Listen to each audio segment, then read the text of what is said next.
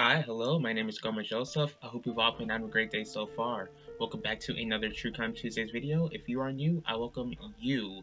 Before I discuss today's case, I'd like to mention my Christian suspense book series titled Never As It Seems. The first book in the series is available on Amazon and you can read it on any device on the Kindle app. But you can also get it for free if you've got Amazon Prime. The link will be in the description box below if you're interested. Today, I'll be discussing a requested case of the unsolved murders of Abigail Williams and Liberty German, and this is commonly known as the Delphi murders. When I researched this case, of course, it was heartbreaking since it dealt with the murder of not just one, but two young girls. It was sad since there didn't seem to be a lot of progress with it for the past several years, but this is a case with a recent update, so we'll just have to wait and see if any new information comes to light. Now, I encourage you all to do your own research with this case and not to just look at my video for all of the information. Here we go. Okay, so I'll go ahead and start with Abigail, who was also known as Abby. So Abby was born on June 23rd, 2003 in Delphi, Indiana, to an Anna Williams, but I could not find her father's name. I mean, I don't want to make any speculation, but I don't know if her father was in her life or not. I mean, if you know, go ahead and holla at me, but I do know that Abby was known as a girl who was musical. She loved playing the saxophone. She was athletic. Was taking part in the volleyball team. She loved reading, loved outdoor activities such as camping and swimming. Abby was an animal lover, had a love for the arts, and her best friend's name was Liberty, also known as Libby. Now, Libby was born on December 27th, 2002 in Delphi, just like Abby, to parents Derek German and Carrie Timmons. And she did have two sisters by the name of Kelsey and Glenna. Libby was known as Fearless, also musical like Abby. She was in the band and she was athletic as well. She loved playing soccer, volleyball, and she loved swimming. And Libby did have a love for the arts such as painting and crafts. On February 13th, 2017, there was no school that day, and the girls slept over at Libby's house, and Libby was living with her grandparents at the time. Since they both loved outdoors, they made plans to go to High Bridge, which is a high bridge, literally, just in case I need to make that clear to anybody, not to insult your intelligence, but I didn't want you thinking that High Bridge was some type of go to clubhouse or anything. I don't know. Just so you know, overall, High Bridge is a literal high bridge. Libby invited her older sister Kelsey to come along, but Kelsey had plans, so she dropped the girls off at the trailing area. Now, Derek, Libby's dad, agreed to pick the girls up later on, but after Kelsey dropped Abby and Libby off, that was the last time the girls would ever be seen alive. And I saw the bridge, and I am a guy who absolutely hates heights. I hate roller coasters. I am not really a big fan of hiking, and I've done two of those things, but yeah, I do not, that is not my go-to free time activity to do. But, kids around the area loved going there despite its dangerous conditions. There were no railings on this bridge, which also gives me the chills just thinking about, because again, I already don't like heights and there's nothing to hold on to. I would just literally just faint. I'll just literally faint and die if I were to ever be on a bridge with no railings. But this is where the girls loved hanging out. So while they were hanging around, like most teens would do, the girls took pics of their, little adventure and they posted it on social media such as Snapchat. Later that day, Derek, Libby's father, made it to the trailing area. Abby and Libby are nowhere to be seen when he arrives. So, he was calling Libby, but Libby wasn't answering him. So he called Libby's grandmother and asks if she knew if the girls left already. And the grandmother stated that Libby didn't say anything, and Derek, Libby's father, is saying, Libby's not answering the calls. So once again, Libby's grandmother sure hasn't heard from her, so she calls Kelsey. Then the family searched the bridge area to try to find the girls, but they could not find them.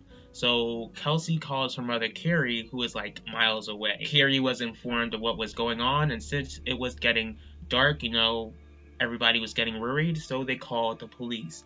Then a whole search team was formed to find the girls. The next day, Libby's shoes were found, and later on, the girls would also be found a quarter-mile from Highbridge, but neither of them were alive.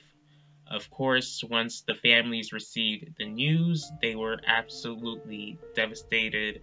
Like, their babies are here one moment, then unexpectedly gone the next, and I can't imagine what they were going through once they received that type of news. So the disappearance quickly turned into a murder investigation. Early on, a photo of a man on the bridge was shown to the public, but it was pretty grainy, so it was hard to ID this guy. But police saw him as a suspect, but didn't reveal how they got the photo. Eventually, police revealed that this image came from Libby's phone, so loved ones believe that Libby knew that she and Abby were in danger, and Libby was known as a smart girl, so that would make sense as to why she was smart enough to take this photo of this random guy who was on the bridge with them. A week later, police revealed that Libby not only took a photo of this suspect, but recorded him on video, and the man said, "down the hill." What that means, I have absolutely no idea, but I don't know. Soon enough, a sketch of the suspect was made, then flyers were placed to as many places as possible. In April of 2019, 2 years after the murders, police released, they had this public press conference where they released a video of the suspect walking in a certain way so that, people can try to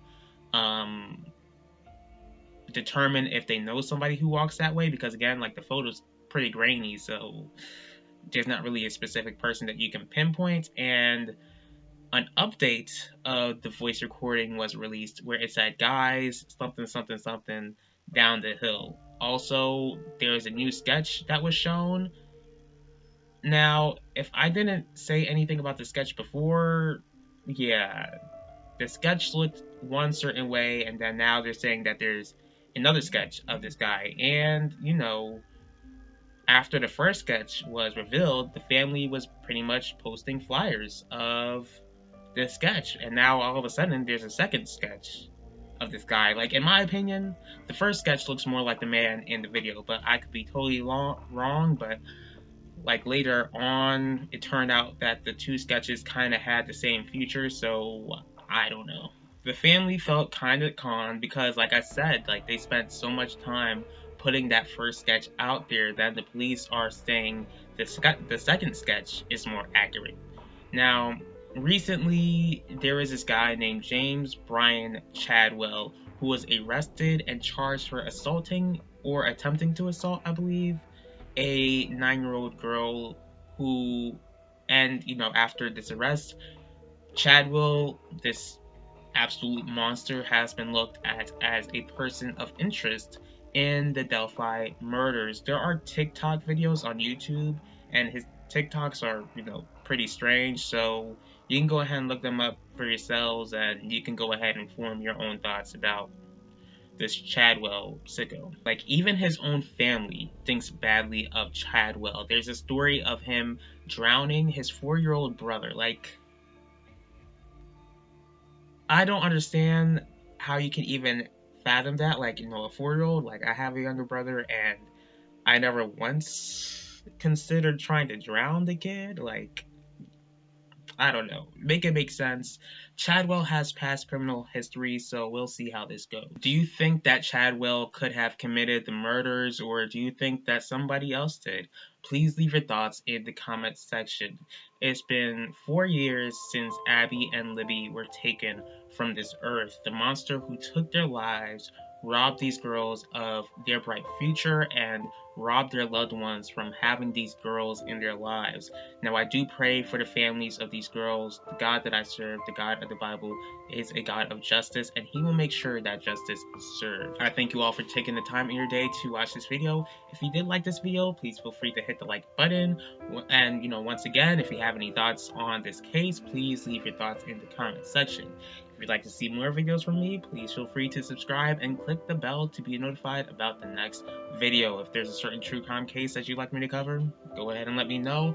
I will see y'all for next True Crime Tuesdays, and I will talk to y'all later.